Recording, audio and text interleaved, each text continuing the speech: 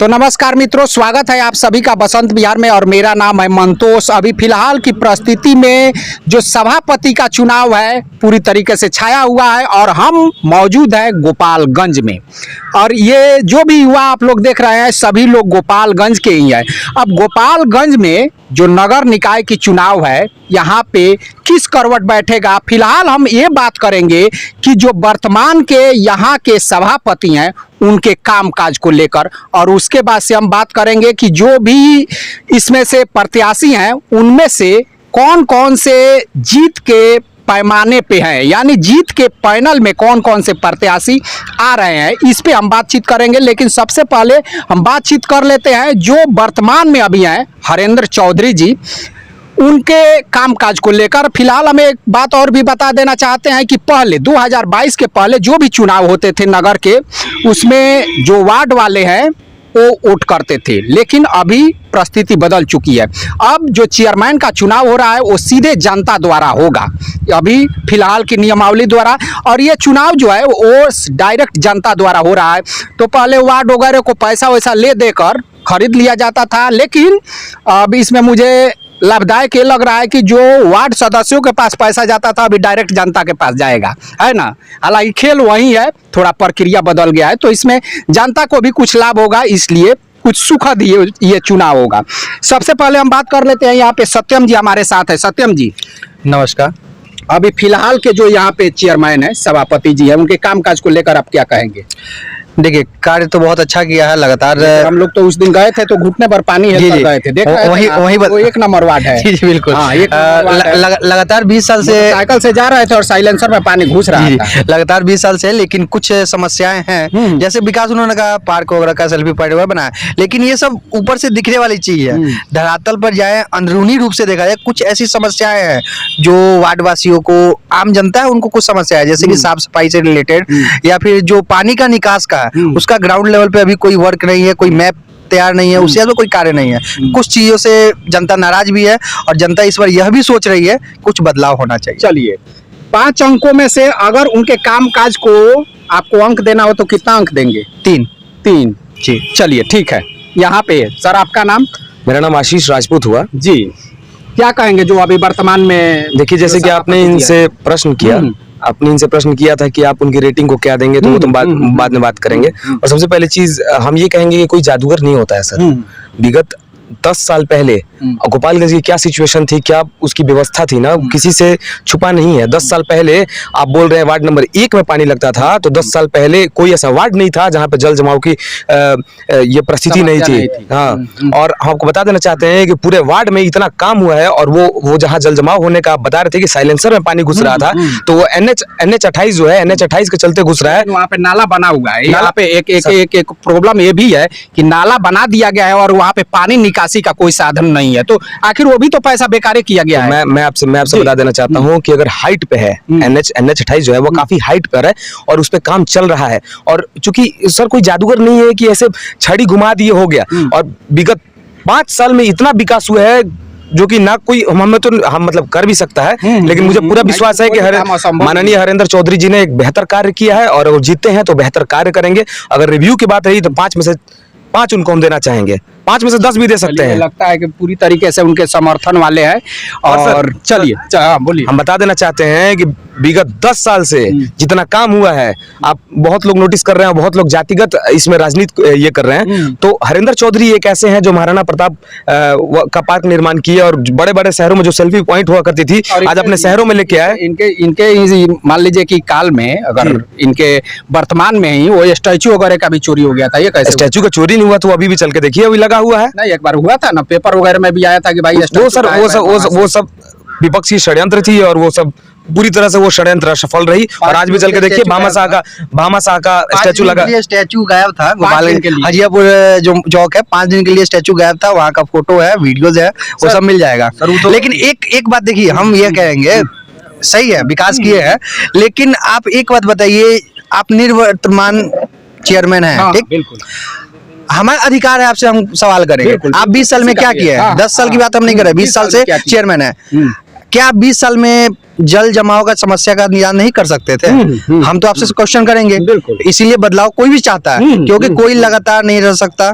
बदलाव इसलिए हम लोग चाहते हैं। चलिए ठीक है ठीक है ये कहना चाहेंगे कि जो ये मूर्ति गायब होने की बात कर रहे हैं, तो बहुत ऐसा जगह है ना जहाँ रेल की पटरियां गायब हो जाती हैं और जहाँ रातों रात पुल गायब हो जाता है, तो उसमें आप क्या कहना चाहेंगे? अब दूसरे जगह की उदाहरण देखकर खुद को तो सही नहीं ना साबित कर सकते हैं। ये अब मान लीजिए कि कोई चोरी कर रहा है तो आप भी साथ साथ चोरी नहीं अभी कर अभी सकते। पुल नहीं लगा है वो जो चोरी हुआ है, लेकिन आज चल के देखिए कि ओबामा साहब की प्रतिमा एकदम चौड़े में खड़ी है ठीक है, और लेकिन एकदम गायब भी शानदार। ये भी एक हकीकत है। आंदोलन होने से चलिए ठीक है हम फिर बात करते हैं। अभी बात की शुरुआत ही आपका नाम सर? जी मेरा नाम सचिन हुआ। जो वर्तमान के अभी यहाँ पे सभापति हैं हरेंद्र चौधरी जी, इनके कामकाज को लेकर क्या कहेंगे आप? जी इनके कामकाज को हम लेके कहेंगे, मतलब मिला जुला काम है इनका।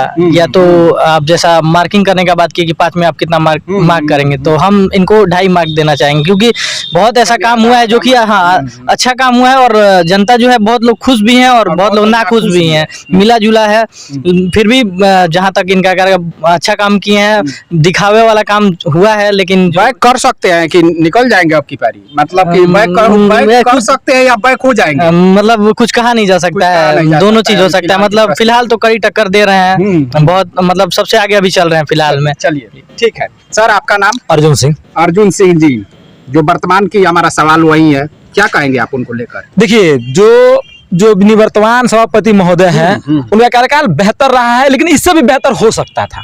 अगर कोई दूसरा होता तो वो खुद भी इससे बेहतर कर सकते थे। लेकिन उतना बेहतर कोई भी नहीं कर समस्या को आप अगर ये बताते हैं कि ये समस्या इस कारण है, तो दुनिया में कोई ऐसा समस्या नहीं है जिसका निवारण नहीं पाए। है। निवारण नहीं है, बिल्कुल आप बिल्कुल सही कहा। आप एक योग्य है तो उसका निवारण निकालिए।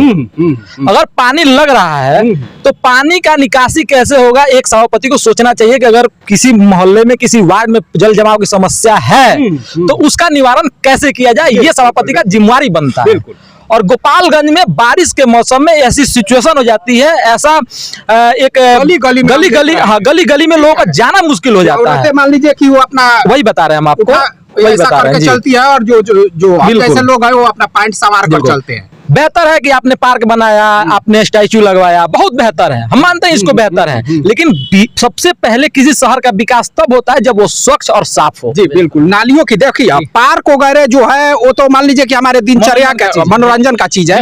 हमारा वो निजी व्यवस्था जो है वो पानी वगैरह का है, जो हमारे जनजीवन से जुड़ा हुआ है, हमारे जनजीवन पे असर पड़ता है। अब हम जनजीवन से उभरेंगे तब न जाकर पार्क तब में जाएंगे। बैठेंगे। दूसरी चीज है कि गोपालगंज में अगर उन्होंने सेवा किया है तो उनको जो आम जनता है 20 साल 15 साल पार्षद के हैसियत से, 5 साल चेयरमैन के हैसियत से उनको विराजमान कर चुकी है। 15 साल में बहुत कुछ बदल सकता है, लेकिन उस दृष्टिकोण से देखा जाए तो कुछ चीजें अधूरा रह गया है। गोपालगंज में और भी समाज सेवी हैं जो इस चुनाव मैदान में उतरे हैं और वो बेहतर करने की क्षमता रखते हैं। ऐसा नहीं है कि जो भी प्रत्याशी उतरे हैं वो असक्षम है या सक्षम नहीं है कार्य को करने में, यानी उनसे बेहतर भी बेहतर कर सकते हैं, क्योंकि आप अनुमान लगा सकते हैं, आप और हम अनुमान लगा सकते हैं, चुनाव के पहले बता नहीं जो सकते। उन्होंने बेहतर काम काज किया है उनके लिए 20 साल जानता उनको मान लीजिए कि दी है, लेकिन 5 साल जो बहुत अवसर होता वही है। बता रहे हैं आपको, जो 5 साल चेयरमैन का होता है, जो सभापति का होता है, 5 साल में जितना विकास हुआ है उससे शायद कई गुना बेहतर हो सकता था। और एक बेहतर मानते हैं कि 15 साल उन्होंने वार्ड में काम किया, 20वां साल मतलब 16वां साल फिर वार्ड में जीते तो चेयरमैन बन गए, बेहतर था, उन्होंने सेवा किया है तो सेवा का फल मिला है। अब मैं चाहूंगा कि गोपालगंज के जो भी लोग हैं सोच समझ के वोट करें, विकास को करें। अगर आपको लगता है कि बेहतर किए हैं तो आप मौका दे सकते हैं, और लगता है कि अगर उम्मीदवार में कोई उम्मीदवार उनसे भी बेहतर है बिल्कुल, तो आप उनको एक बार मौका देके जरूर देखें। किसी सीट पे किसी एक आदमी को विराजमान करना, उनके मनोबल को बढ़ाना है और वो कार्यशैली की क्षमता उनकी कम हो। चलिए मैं एक बात कहना चाहूंगा, जैसे पानी जल जमाव की बात हो रही है, तो जल जमाव ऐसा नहीं है कि हम अक्सर टीवी में देखते हैं बरसात के दिन में बम्बई जैसे शहर जमा हो जाता है, जी, लेकिन फिर तो बिल्कुल वही बात मैं बोलना जो अभी उस गली में हम लोग गए हुए जी, थे, जी। आप भी वहाँ पे थे, सत्यम जी भी थे, यहाँ पे थे, आज भी वहाँ पे जाकर देखिए तो स्थिति वही बात है। मैं जाकर देख कर आए हुए हैं। मैं आज भी हम लोग गए हुए थे, आज 2 दिन गए हुए हो गए हम लोग। मैं वही कहना चाहता हूँ कि वो अनु दुबे वाली जी, गली जी, है, जी, ठीक है, जी, जी, हम उनका इंटरव्यू करने के लिए गए थे और आज भी पानी जेव खाते हुए। अगर हम 100 चीजें सही करते हैं तो उसमें एक भूल चूक हो जाता है और उसको बिल्कुल उस पे काम किया जा रहा है और होगा भी उस पे काम। आप देखेंगे तो इनके गली में और ऐसे तो सर गोपालगंज जिला सर क्या था और उसको क्या बनाने का काम किया। चलिए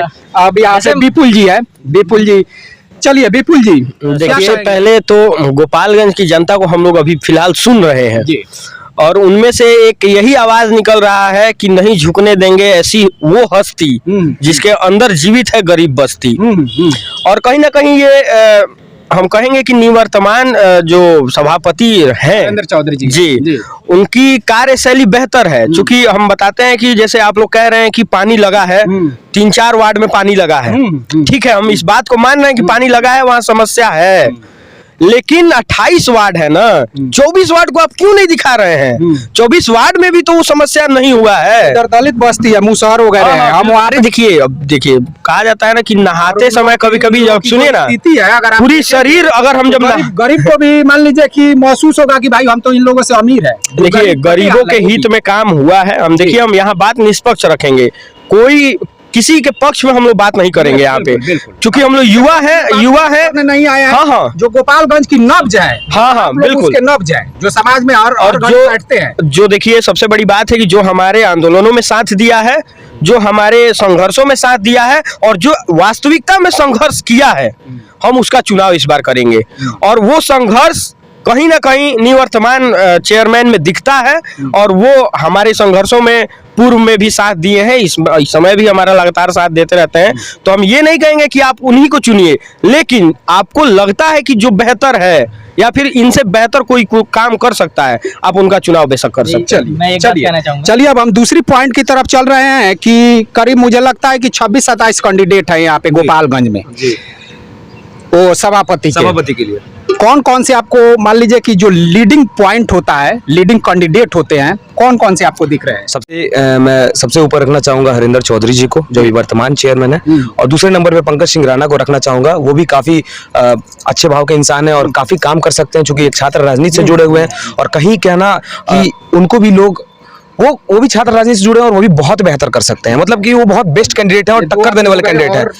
3 नंबर पे मैं रखना चाहूंगा जय भैया है मेरे, एक जय तिवारी नाम है उनका, और वो भी काफी शानदार कैंडिडेट हैं और काफी पढ़े लिखे हैं और बहुत अच्छे से काम कर सकते हैं और बहुत प्रोग्रेस बहुत क्षमता है उनके अंदर। क्षमता है। और कोई चौथा भी है या मान लीजिए कि ऐसे ही अब छोड़ दिया जाए? 3 हम बता दिए ना, 3 बता दिए। चलिए सत्यम जी क्या कहेंगे आप? जो पैनल है, इस पैनल में किसको आप कहाँ पे रखना चाहेंगे? हालांकि अभी चुनाव में तो मुझे लगता है कि आज हम लोग 20 तारीख को ये वीडियो बना रहे हैं और 20 दिन है अभी, 10 तारीख को शायद चुनाव है, 10 तारीख को अगले महीने में। तो अभी परिस्थितियां बहुत बदल सकती है, लेकिन जो हालिया परिस्थिति है उस परिस्थिति पे हम बात करें। मेरे हिसाब से बदलाव होना चाहिए, ठीक है। हरिंदर चौधरी ने काम किया है, सही बात है, 50-50 मतलब है, लेकिन हमारे हिसाब से जय तिवारी जो है 1 नंबर पे उनको हम रखेंगे, हरिंदर चौधरी को 2 नंबर पे रखेंगे और पंकज सिंह राणा भी हैं, वो भी रेस में है 3 नंबर में।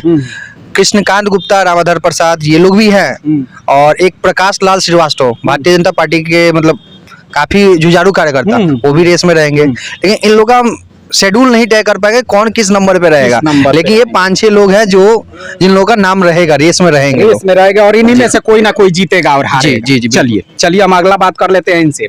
क्या कहेंगे, किस तरह से आप पैनल बिठाएंगे? जी हम पैनल ऐसे बिठाना चाहेंगे जैसे अभी तो नंबर 1 और नंबर 2 के लिए जो लड़ाई चल रही है सबसे पहले, तो उसमें कहा नहीं जा सकता है हरिंदर चौधरी और पंकज सिंह राणा जी में जबरदस्त चक्कर चल रहा है। और बाकी तीसरे नंबर पे कैंडिडेट हो गए कृष्णकांत गुप्ता जी हैं और दीपक कुमार दीपू हैं वगैरह, बहुत सारे कैंडिडेट हैं। लेकिन फिलहाल में जो लड़ाई चल रहा है जबरदस्त तरीके से, जैसे हम लोग जाते हैं पंकज सिंह राणा और हरिंदर चौधरी में कोई भी जीत सकता है। आज चुनाव जी बिल्कुल, मान लीजिए कौन परिस्थिति बैठेगी 10 तारीख तक, इसको कहा नहीं जा सकता है। चलिए सर आप क्या कहेंगे? देखिए जो भी जीतेगा, जीत का अंतर बहुत कम रहेगा, क्योंकि इस बार का समीकरण काफी दिलचस्प है। जी सबसे पहले रखेंगे पंकज सिंह राणा भैया को, जी क्योंकि शुरू से समाज सेवा में रहे हैं, छात्र राजनीति से जुड़े हुए हैं, युवा उनके साथ हैं। 2 नंबर पर रखूंगा जो निवर्तमान चेयरमैन हरिंदर चौधरी भैया, उनको रखूंगा क्योंकि कुछ काम किए हैं, लोगों का समूह एक साथ है, गरीबों का साथ उनके साथ है, तो लड़ाई 2 लोगों में रहेगा। तीसरे नंबर पर कृष्णकांत गुप्ता जी रहेंगे क्योंकि व्यवसायिक आते हैं और काफी संपन्न है और समाज में भी उनके मतलब उनके समाज में काफी उनका पकड़ है, तो तीसरे नंबर पर उनका रहेगा। बाकी कोई लड़ाई से जो भी है वो बाहर है, बाद में आ सकता है, लेकिन आज के फिलहाल की स्थिति देखा जाए तो उसमें 1 नंबर में पंकज भैया, 2 नंबर में हरिंदर चौधरी, 3 नंबर में कृष्णकांत गुप्ता, चौथा लड़ाई से बाहर है, लड़ाई होगा इन लोगों में। चलिए बहुत खूब। विपुल जी चलिए आ रहे हैं हम फिर आ रहे हैं। क्या कहेंगे, पैनल किस तरह से आप बिठाएंगे, 1 नंबर 2 नंबर 3 नंबर? देखिए पैनल हम अपना राय जो रखेंगे वो जी आप ही का राय। हाँ बिल्कुल बिल्कुल। तो हम जो राय रखेंगे वो सामाजिक स्तर पर रखेंगे, क्योंकि काफिले को रोक सकते हैं। बिल्कुल ठीक है। हम लोग लगातार क्षेत्र में घूम रहे हैं, तो वो हम अपना राय उनसे रिलेटेड रखेंगे कि उनका क्या सोचना है, उनकी हम लोग यहाँ नेतृत्व कर रहे हैं। जनता की सोच है कि हाँ जनता की सोच ही बता रहे हैं। देखिए सबसे बड़ी बात है कि यहाँ देखिए निष्पक्ष चुनाव है और एकदम निष्पक्ष भी होना चाहिए। जो गरीबों के हित में आवाज उठाया है उसका ही चुनाव होना चाहिए। यहाँ पे जातिवाद और जात पात से एकदम हट के चुनाव होना चाहिए। जो भी देखिए इसमें बहुत से ऐसे कैंडिडेट हैं जो वो ठीक है, लेकिन पैनल आप बताइए। पैनल पे हम सबसे पहले रखना चाहेंगे हरेंद्र चौधरी जी को, और उसके बाद से हमको नहीं लग रहा है कि कोई लड़ाई में है। नहीं तो कोई ना कोई नहीं बिल्कुल है। देखिए हम मानते हैं। 1 नंबर में हरेंद्र भैया को रखेंगे, दूसरे में जय भैया हैं, जय तिवारी भैया, और तीसरे में हम रखेंगे प्रकाश लाल श्रीवास्तव जी को। और उसके बाद से तो क्या पहला दूसरा तीसरा का ही महत्व होता है, चौथा कौन जानता है क्या होगा। चलिए अब हम लास्ट में एक सवाल पूछ लेते हैं इन सभी युवाओं से। जी बोलिए। जी जैसे अभी बताया मैंने, दोनों में लड़ाई टक्कर की है, तो जैसे हम लोग भी अपना हाँ, और मेरे हिसाब से जैसा जहाँ तक मैं देखता हूँ, घूमा हूँ, जहाँ तक लोगों से मिला हूँ, तो ऐसे आपको बताता हूँ दोनों की एक एक क्वालिटीज बताता हूँ। जैसे कि मैं लोगों से घूमा तो ऐसा हरेंद्र चौधरी जी के बारे में सुनने को मिला है कि वो बहुत डाउन टू अर्थ है, लोगों से मिलते हैं, मतलब कि कभी भी ऐसा मतलब सुने हैं उनके बारे में, या फिर लोगों से पता चला है कि वो अपने पॉकेट में ही मुहर और पेन लेके घूमते हैं कि कोई भी बोले कि हाँ भैया हाँ कोई काम हो तो वो बोलते हैं भैया आप कहाँ हैं, हम खुद वहाँ पहुँच जा रहे हो, खुद वहाँ पहुँच जाते हैं। ऐसा नहीं है। और बहुत लोगों से मिला जो कि बोले कि हम वहाँ उनसे मिलने गए और मेरा घर अभी इंदिरा आवास का ये नहीं हुआ है, लेकिन अभी तक कुछ नहीं है, वो कुछ नहीं किया। ऐसा दोनों साइड बता रहे हैं। और पंकज सिंह राणा भैया का है, पंकज सिंह राणा भी वो भी बहुत डाउन टू अर्थ है, उनसे भी बातचीत होती है हमारी, तो वो भी चाहे ऐसे देखता हूँ उनको तो बहुत बढ़िया आदमी है, ऐसे बहुत अच्छे से बात करते हैं। वो भी लोगों के हित में हरदम काम करते रहते हैं, गरीबों के हित में काम करते हैं। लेकिन उन पे एक आरोप लग रहा है, जैसा कि अभी सब लोग जानते होंगे कि उनके ऊपर जातिवाद का आरोप। ऐसा मैं नहीं कर रहा हूँ, ऐसा जैसा मुझे सुनने को मिला, जैसे लोगों से मिलता हूँ ऐसा। हाँ, पंकज सिंह राणा पे जातिवाद का आरोप लग रहा है कि ये सिर्फ क्षत्रियों की बात करते हैं, राजपूतों की बात करते हैं, और इसलिए मतलब इनके लिए हो सकता है ऐसा। बिहार की जो राजनीति है वो तो जाति पे होती ही है, इसको किसी भी तरह से दरकिनार नहीं किया जा सकता। अब दूसरा हम पॉइंट यहाँ पे लाना चाहेंगे कि जो आज की परिस्थिति है, राजनीति है, इसमें पैसा बहुत मायने रखता है। इसमें कोई छुपा छुपाया हुआ बात नहीं है। वो चाहे मुखिया का चुनाव हो या वार्ड का हो या सभापति का हो या मान लीजिए कि इसमें किसी का भी चुनाव हो, पैसा मायने रखता है। तो पैसा बांटा जा रहा है कि नहीं अभी फिलहाल? अगर मेरे सामने अगर कोई पैसा बांटेगा तो मैं तो देख नहीं सकता हूं सर, क्योंकि हम लोग छात्र राजनीति से जुड़े हुए इंसान हैं और इस तरह का हम बर्दाश्त नहीं कर सकते। अगर मेरे सामने ऐसा कोई हाँ करता है लोग, नो डाउट। पैसा कितना मायने रखता है चुनाव में, ये बताइए। सर पैसा तो जीने के लिए मायने रखता है सर। तो मनी इज पावर। नहीं सुनिए हम बताते हैं। पैसा महत्वपूर्ण नहीं है, व्यक्तित्व महत्वपूर्ण होना चाहिए। क्योंकि चुनाव पैसा से नहीं जीता जाता, धनबल से आप नहीं जीत सकते हैं। आप जनबल रहते हैं, धरातल पे आप रहते हैं। कोई विधायक का चुनाव आप लड़ लीजिए, कोई करोड़पति लड़ लेगा तो कौन जीतेगा? बिल्कुल हम जीतेंगे, क्योंकि नहीं देखिए हमारा विधायक संघर्ष जीतता है, पैसा नहीं जीतता है। करोड़पति से पैसा उसका साधन बन सकता है, संघर्ष करने का साधन पैसा बन सकता है, लेकिन पैसा नहीं जीतता है, संघर्ष ही जीतता है। मायने रखता है कि नहीं, ये वही हम कह तो रहे हैं, एक साधन बन सकता है, लेकिन जीत संघर्ष का होता है और हमेशा होगा। इसीलिए हम कहेंगे कि पैसा ज्यादा महत्वपूर्ण नहीं है, आप जनता में कितना आपका प्रभाव है वो मायने रखता है। लेकिन पैसा भी तो मायने रखता है, बिल्कुल रखता है मायने, लेकिन दरकिनार नहीं कर रहे हैं, क्योंकि ये उतना वोट जरूर खरीद लेता है पैसा जिससे जीत हार हो सके।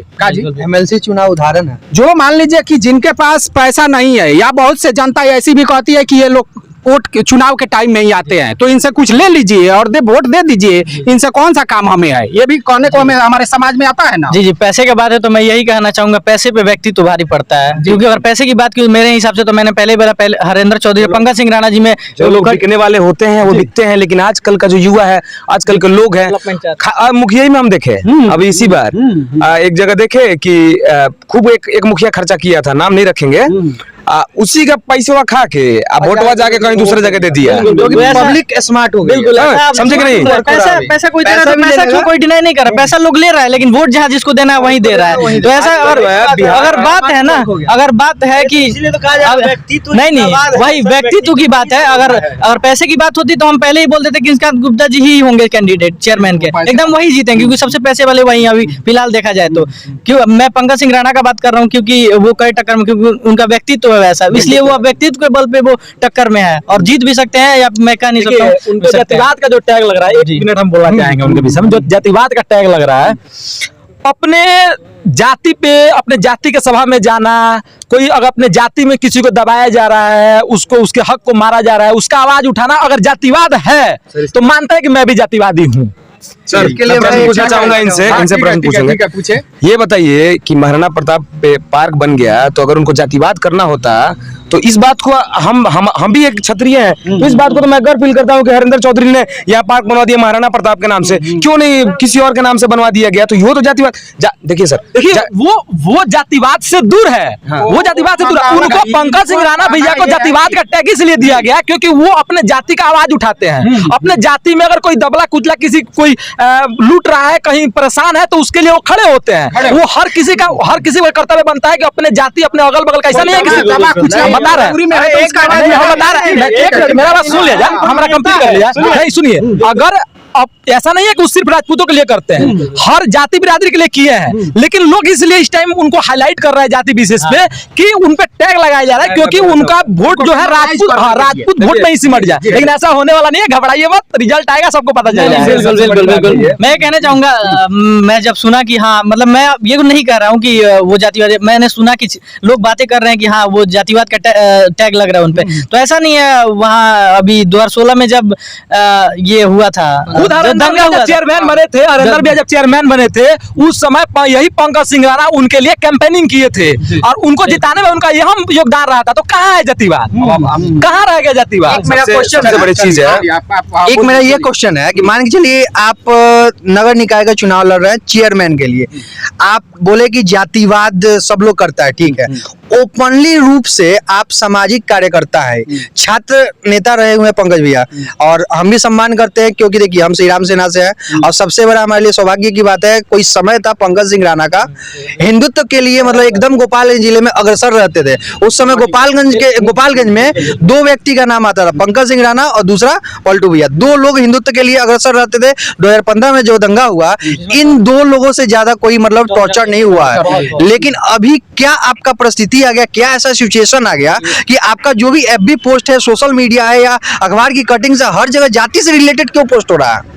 मेरा ये सवाल है, क्योंकि देखिए मैं आम नागरिक हूँ, एक वोटर भी हूँ यहाँ का, तो मेरा यह एक क्वेश्चन है। आप सामाजिक व्यक्ति हैं, आप समाज को लेकर चलिए ना, हिंदू तो सनातन धर्म के प्रेमी है, सनातन धर्म को लेकर चलिए, या उससे भी बड़ा आप सामाजिक कार्यकर्ता हैं, भारतीय हैं, आप सबको लेकर चलिए, सर्वधर्म को लेकर चलिए। लेकिन एक जो जाति विशेष पे ज्यादातर टिप्पणी हो रही है, हिंदुत्व के लिए वो कुर्बानी दिए हैं, लेकिन अभी कहाँ है? अगर पंकज सिंह राणा जी की बात किया जाए तो जैसे बहुत, देखिए मैं ऑनेस्टली बता रहा हूँ, एक मैं भी छात्र नेता हूँ, तो ऑनेस्टली वो पर्सन एकदम नंबर 1 इंसान है, ठीक है, और परफेक्ट इंसान है, और बिल्कुल वही रेस में है, और उनकी जो वो बहुत स्ट्रगल किए हैं, और लोग उन पे टैग लगा रहे हैं, लोग उन पे टैग, विपक्ष में तो सबको ये वो भी लगा रहे हैं किसी पे, विपक्ष में है, और देखा जाए तो वो बहुत ही बेस्ट कैंडिडेट हैं और काफी अच्छा काम कर सकते हैं, ठीक है, और सबसे बड़ी चीज ये है कि स्ट्रगल किए हैं वो, ठीक है, और स्ट्रगल का जो फल है वो जनता और सबसे बड़ी चीज है, हाँ, समाज के लिए अपने पर्सनली रूप से सही है। देखिए मैं भी एक ब्राह्मण हूँ, सब लोग अंदर से अंदरूनी रूप से सब लोग एक दूसरे को सपोर्ट करता है, ठीक है, लेकिन ये जो यहाँ पे कार्यक्रम हो रहा है ना, एक ओपनली रूप से जो सपोर्ट की, ये गलत बात है, क्योंकि कहीं ना कहीं आपको समाज को लेकर चलना। हम एक चीज बताना चाहेंगे, अगर अपने समाज के लोग, देखिए सबसे बड़ी चीज है ना सर, कि सब लोग जानता है कि जाति के आधार पर राजनीति टिकी है, और उसमें कहीं ये नहीं, हाँ खास नहीं तो लोकसभा में देख लीजिए, कभी भी ब्राह्मण बहुल है तो ब्राह्मण रहा है,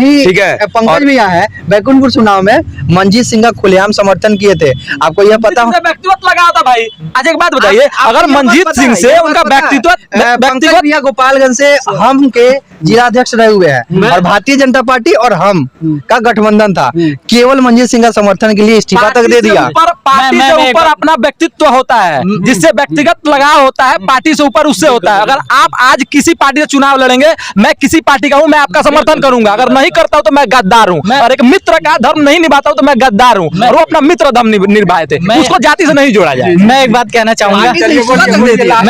चाहूंगा भाई, मैंने दोनों कैंडिडेट के जो नंबर 1 नंबर जो दोनों टक्कर में, उन दोनों का पॉजिटिव पहलू बताया और नेगेटिव पहलू है। जैसे हरेंद्र चौधरी जी बताया, और तो मैं मिलजुला जुला के ये कहना चाहूंगा कि बदलाव का समय, बदलाव होना चाहिए। देखिए, जात पे न पात पे, वोट होगा विकास पे।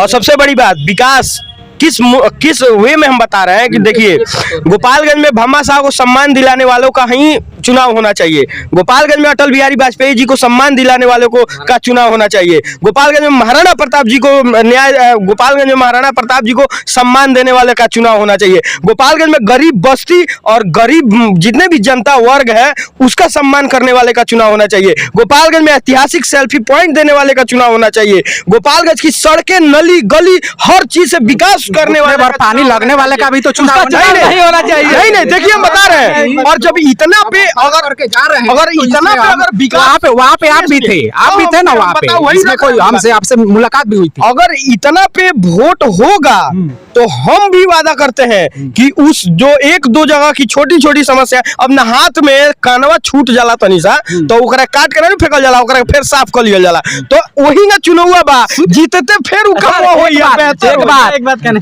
डंका की चोट पे इस बार वोट होगा संघर्ष पे। मैं एक बात कहना चाहूंगा, जैसा कि मैं बताया कि मैं जैसे बोला कि बदलाव होना चाहिए, और इसमें सबसे मतलब जो टक्कर कैंडिडेट है पंकज सिंह राणा जी को, जिन पे आरोप लग रहा है कि हाँ वो थोड़े जातिवादी हैं, ऐसा सुनने को मिल रहा है, आरोप लग रहा है, तो पंकज भैया सामने आए और मतलब जैसा कि जो उनपे जातिवाद का टैग लग रहा है उसके बारे में सफाई दे, और लोगों को जो मानसिकता है कि हाँ जातिवादी, वैसा वो अपना राय दे कि क्या कहना चाहिए। दोस्तों, तो अब इस कार्यक्रम को हम यहीं पे समाप्त करते हैं। ये थे गोपालगंज के युवा जो कि गोपालगंज की नब्ज को बता चुके हैं, और कौन जीतेगा और कौन हारेगा, कौन कौन से जीत के फाइनल में है, इसको भी अब इससे स्पष्ट मुझे नहीं लगता है कि कोई बता पाएगा।